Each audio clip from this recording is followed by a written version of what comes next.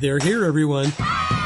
They are the smart kids at the shops with their mothers or fathers, riding their bikes around the streets and playing down by the river, as well as talking to their friends on their smartphones. Join the smart kids each week as they discover, explore, and solve the mysteries of today. Here's your host, J.T. Crowley.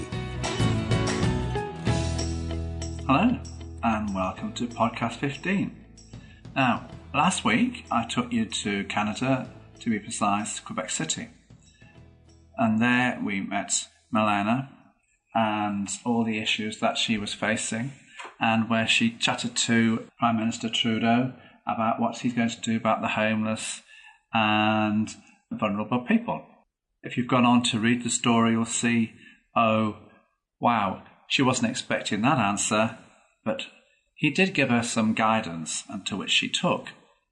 Anyway, that was Milena in Quebec City. And if you ever go to Quebec City, it's a beautiful city. It really is. But the best time to go is in the fall. We see all the trees' leaves, they change their colours to the wonderful colours of gold and scarlet. It's spectacular in the fall. Best time would be late September, early October.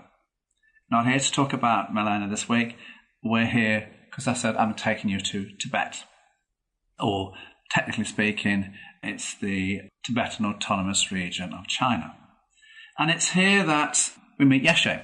Now, Yeshe is my 11-year-old little Tibetan Buddhist boy. And the story really is about his life being torn from the ancient customs of the Tibetan people, their nomadic ways of life, to the modern way of life that you see in Lhasa with the modern lights, and he can see the world beyond. So yes, he's trying to follow a little bit the ways of the old Tibetan ways, because that's what his father wants, but he's got different views because he's a young boy and he wants to do different things, and it gets him into conflict with his father and his family.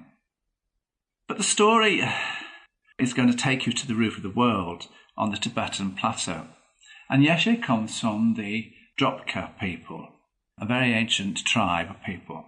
They're nomads. They wander around with their cattle, their livestock, their sheep, their goats, their yaks. And they're in the pasture lands high up in the Tibetan plateau. And they're also, they don't actually stay in one place. That's why they're nomads, because once the grasses have gone, they move on to fresher pastures, and they just keep moving, and they set up their homes as they go along. But for Yeshe, he wants to probably have a different life, a life, with more the modern world in place. And that's really the story. It's the conflict of a young Tibetan boy who is trying to follow the Tibetan ways. Now, in Tibet's traditions, sometimes the second son of the family is sent to the monasteries to be a Buddhist monk. And so he's sent. And it's not what he really wants. And so the story is telling you all about how he escapes out of the monastery to punish his father for being underhanded to sending him to the monasteries, to the lamas. Anyway, that's just a little brief insight to the story. Now, every week I say to you that I will read you part of the story so you can get a little tease, a little insight into the story itself. So I'm going to do that. And then I will take my views as to why I wrote the story, how the story came about, and talk to you a little bit about the Dalai Lama and how he managed to escape into India from the hands of the Chinese authorities. Anyway, here comes a little bit of the story. This is Yeshe. Autumns on the high Tibetan plateau, often referred to as the roof of the world, were dry, cool and pleasant. The grasses were still green and fresh from the summer rains and not yet covered by the harsh winter snows. For Yeshe's family, their nomadic way of life was hard as they followed their herds of yak, cattle, sheep and goats. Every few weeks the family would pack up their belongings and move to better pastures. Yeshe's people were known as Drokpas, simply for the nomadic lifestyle they followed. But for Yeshe's generation, the traditional ways of his forefathers were disappearing as modern life, with its technology and globalization, seeped deeper into Tibetan customs. What Yeshe wanted from life as an 11-year-old boy and what his parents wanted from him were very different, which led to numerous family conflicts. The bright city lights of Lhasa and the world beyond had started to call, and what they had to offer him, in stark contrast to a simple yak tent herding yaks and goats, had no comparison. A compromise was needed, and that came in the form of a split agreement. For 6 months of the year, mainly late spring through to early autumn, Yeshe would live with his parents and younger siblings high in the Tibetan plateau around the Tangula Mountains in the Naingorm County, tending their livestock. But for the rest of the year, he lived with his elder brother's family in a second-floor flat in the Himalayas district of Lhasa. The small group of 10 families that owned the various livestock had lived side by side for years. Each family had their own tent made of black yak wool that was tied and draped around wooden poles. Yeshe was always amazed how quickly the family home could be dismantled and erected, loaded and unloaded on and off the trailer pulled by 2 of their horses. Every time they assembled a home, it would be set out in the traditional way. An earthy fireplace positioned in the middle would be the sole source providing heat and the means to cook. Rugs and blankets would be scattered all around the floor. Sleeping arrangements were simple. Men on the left side of the circular tent, women on the right. At the back, mainly on the men's side, a small space was put aside to create a shrine area where the family statues of Buddha and other local deities they worshipped were displayed. Any pieces of traditional jewellery would also be put on show. Yeshe woke early. He spent the night, as he usually did when the weather was fine, huddled with his friends under a pile of brightly coloured woolen quilted blankets under the open skies. Sitting up for a few brief moments before tossing the blankets aside, he looked at the Tangula Mountains in the near distance. They were majestic mountains in the near distance. They were fabulous. Oh, the plateau was just wonderful at this time of the year. Their peaks, still covered in snow, had the odd, thin, wispy strand of cirrus cloud floating above them. The herds of yaks and cattle had spread themselves far and wide over the plateau. With an extensive yawn and a stretch, he got to his feet. As he got up, he shook the family dog that was lying to his left, as if to say, "Well, I'm up, then so you should be." Now, Tibetan mastiffs were large, powerful dogs, bred to protect the family and the livestock from unwanted visitors, like the occasional Chinese authorities trying to confiscate their jewellery and animals in lieu of taxes, and the local wildlife predators, like the square-faced Tibetan fox, from attacking the sheep and goats. Your average Tibetan mastiff was not a cuddly pet that you could toy around with. They were working dogs that had a fearsome reputation, so commanded respect. The snarl and growl, followed by a sharp cuff across Yeshe's lower back legs from a large paw, was a clear message of disapproval. Yeshe winced. Looking down, he saw the inflicted gashes. The drawn blood had started to trickle down the inside of his leg. Scowling with rage, Yeshe quickly scanned the ground to see what sharp object was close to hand, that he could hurl at the dog as a means of a swift retaliation. Still enraged, and not being able to place his hands on a suitable weapon, he merely glared at the Tibetan mastiff before stomping off to the nearby stream to clean his wounds. There was no point complaining to his father, for all he would say is, "Well, you shouldn't have aggravated the dog." As he headed off to the stream, he stopped briefly to pick up his clothes that had lain strewn around the ground in the exact place where he had discarded them the night before. Walking back from the stream, Yeshe could see that his mother was up and had lit a fire, evidence made by the wisps of smoke emerging from the smoke hole at the top of the tent. although nearby tents were showing signs of early movement as more and more wispy trails gently billowed into the light morning breeze. Today, for this small group of nomads encamped on the high Tibetan plateau, it was a strategic day as the decision had been taken to move the camp and all the livestock further south near Nagu. It would take a few hours to dismantle the tents and load all the belongings onto the wooden trailers. With the women attending to the tents, Yeshe and some of his friends, along with their fathers, embarked on rounding up the various livestock. The wild horses, with their free-spiritedness coursing through their veins, would prove to be the most challenging to round up. Even for the most experienced horseman among them, it would take cunning and skill to catch them and keep them under control over the next few days. Yeshe was excited, as he was bored here. This simple but hard way of life wasn't for him. He wanted to be back in Lhasa with his real friends at school, to be able to log on to his laptop to see what was happening in the world. So as you can see, guys, there's already a bit of a conflict going on here. He's hinting at, yes, he's following his father's and parents' wish to follow their Tibetan ways, but he's really looking to the modern lights, the modern ways of Lhasa and the world beyond. And this is some of the issues that some of the Tibetan youngsters have, trying to please their parents, with the traditional ways, but really looking to a brighter and a different future. And I suppose that's really why I wrote the story, because in this podcast, there isn't so much as why I wrote it. So I'm just going to cover that off, just here.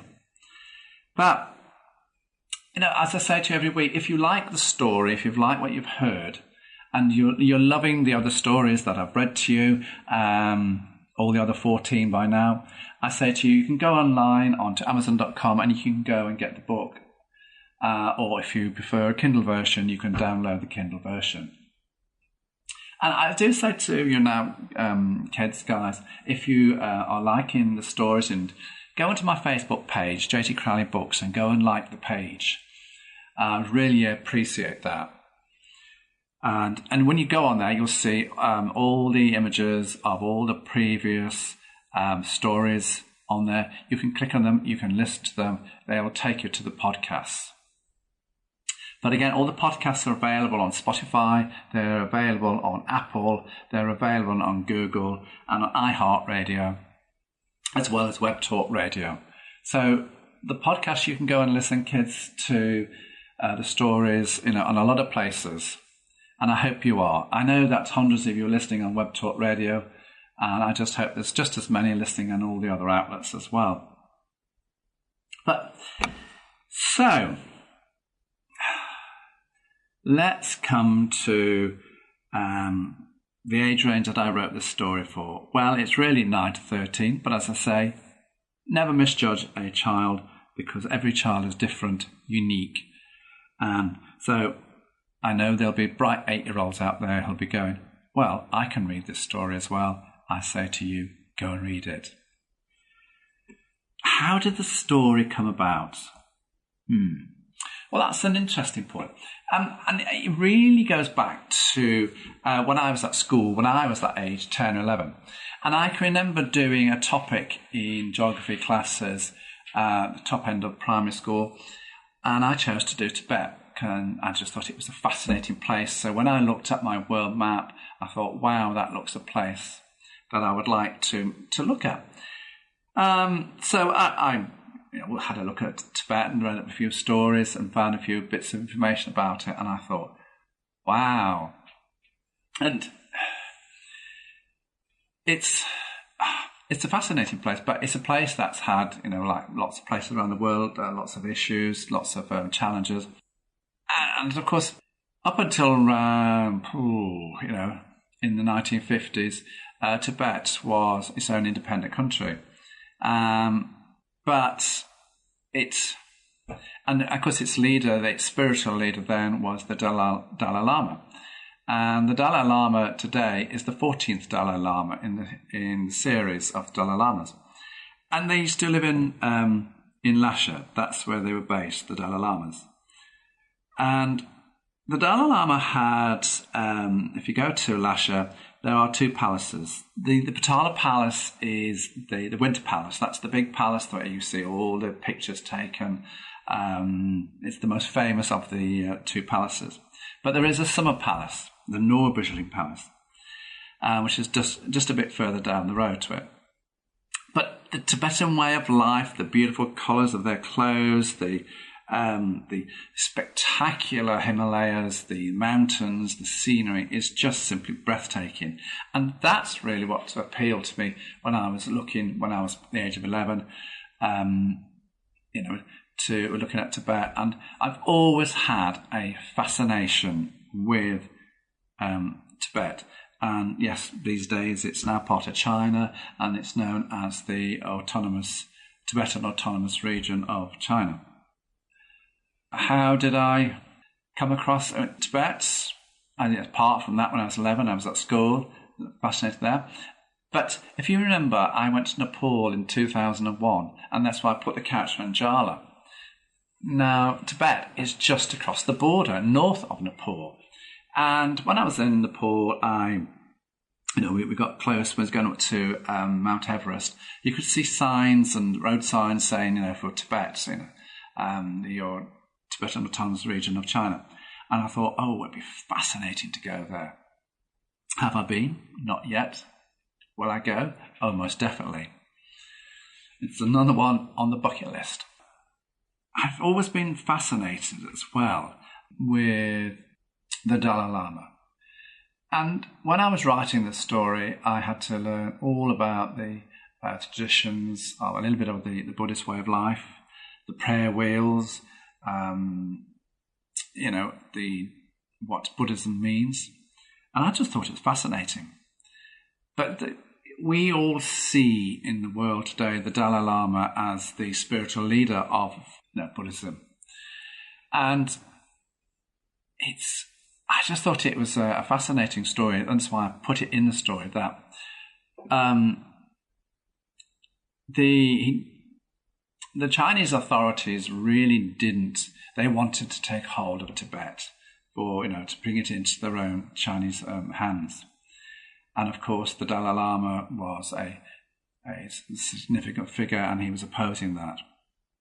And there's a date, and it's the 17th of March 1959, and that is the day that the Dalai Lama had to flee from his homeland in Lhasa, disguised as a simple soldier on horseback.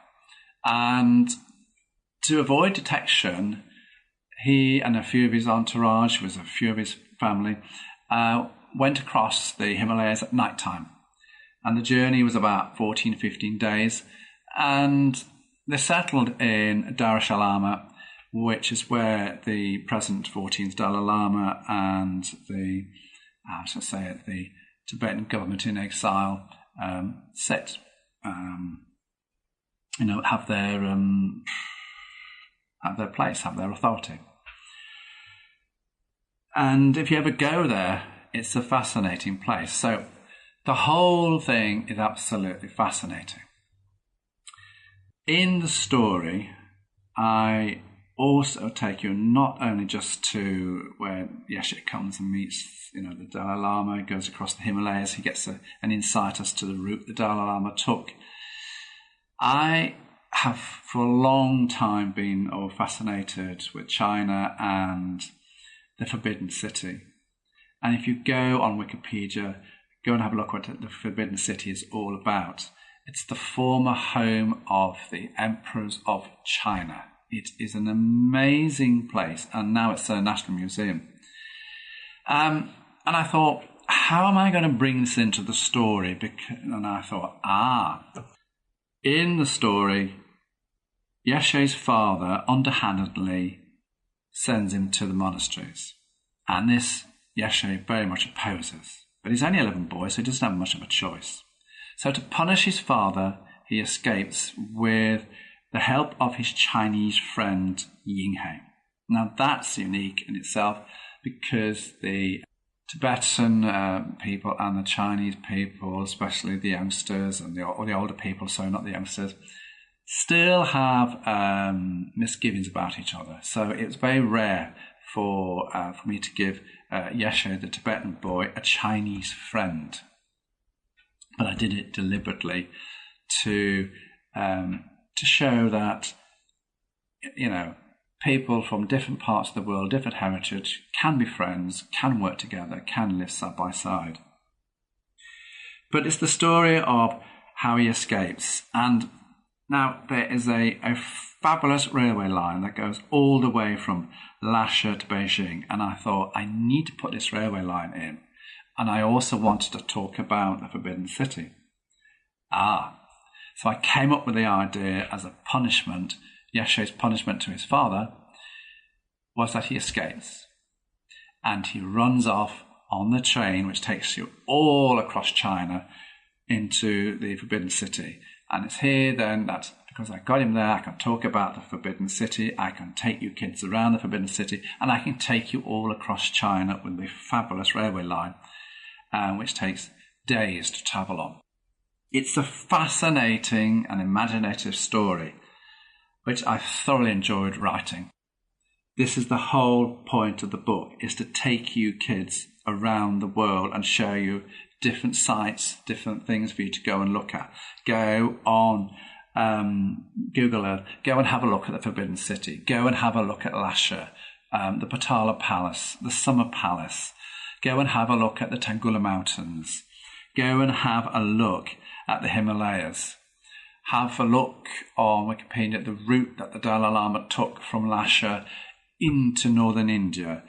Go and have a look at the place where the Dalai Lama stays now, in Dharamshala, in northern India. It's a fascinating and, wonderful place.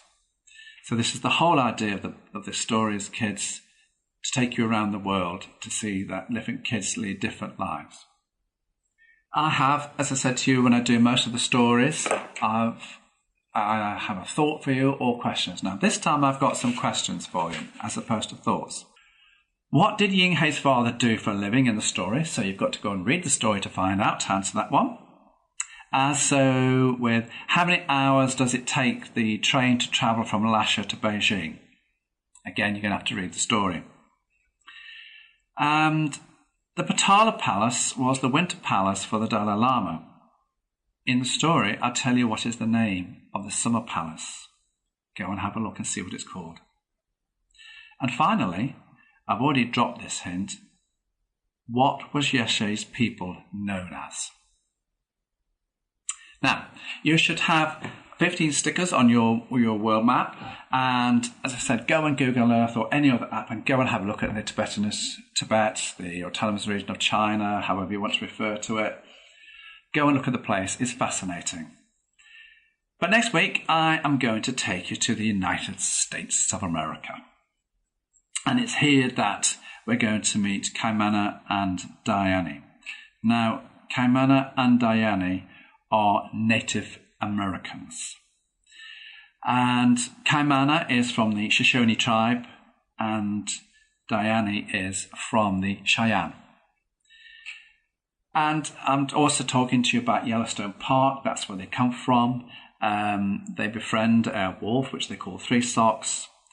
And they go to and Kaimana goes to the Kennedy Space Center. Why does she go there? Well, wait and see. This is another amazing story. Different kids telling a different story, guys. Hope to see you next week when in the United States of America. But for now, this is me, JT Crowley, signing off and saying to you, as I say most weeks, I hope, wherever you're watching, listening to podcasts, looking at the videos, I hope you stay safe, but have fun, kids. Just like my characters. So until I see you in Yellowstone Park in the United States of America, have a great time, guys. Bye for now. Thanks for listening to The Smart Kids. Want to follow more of their adventures? Check out The Smart Kids by JT Crowley on Amazon.com now.